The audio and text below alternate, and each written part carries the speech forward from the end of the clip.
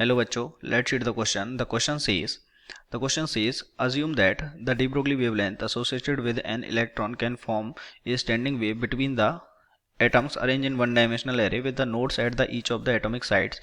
If it is found that one such standing wave is formed if the distance d between the atoms of the array is 2 angstrom, a similar standing wave is again formed if the d is increased to 2.5 angstrom for any intermediate value of d.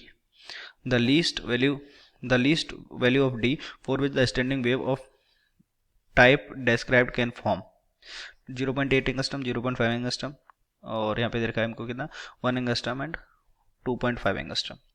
तो सबसे पहले हम इस question के लिए इसका की concept लिख लेंगे। ओके, और इस क्वेश्चन के लिए जो इसका की कॉन्सेप्ट है that is standing wave. Okay, standing wave.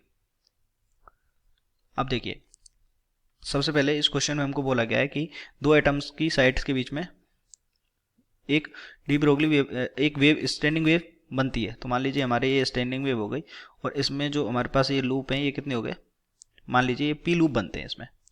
Okay, और यहाँ पे भी नोड है, यहाँ पे भी नोड है और ये एक कितना हो जाएगा, ये एक हो जाएगा lambda by 2। We know that, क्योंकि ये जो एक कंप्लीट साइकिल पूरा होता है इसमें जो वेवलेंथ होती है वो कितनी होती है लैम्डा, तो ये हो गया लैम्डा बाई 2। और ये हमको जो पूरी लेंथ है, यहाँ से लेंथ है, ये हमको दे रखी है 2 एंगस्ट्रम। तो यहाँ पे आ जाएगा कितना, p lambda by 2 it is equal to 2 angstrom.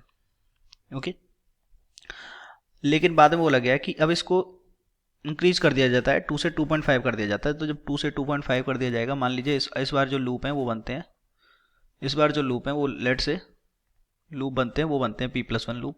Okay, और यहाँ से ये अभी भी ये तो सेम ही रहेगी एक लूप की लेंथ, तो पी लैम्डा बाई 2, और अभी ये पूरी लेंथ जो है वो कितनी कर दी, 2.5 एंगस्ट्रम कर दी। तो यहाँ से हम बोल सकते हैं, कि जो p+1 इंटू लैम्डा बाई 2 है वो कितना हो जाएगा, 2.5 एंगस्ट्रम। ओके, तो यहाँ से आ जाएगा p lambda by 2 plus lambda by 2 it is equal to 2.5 angstrom.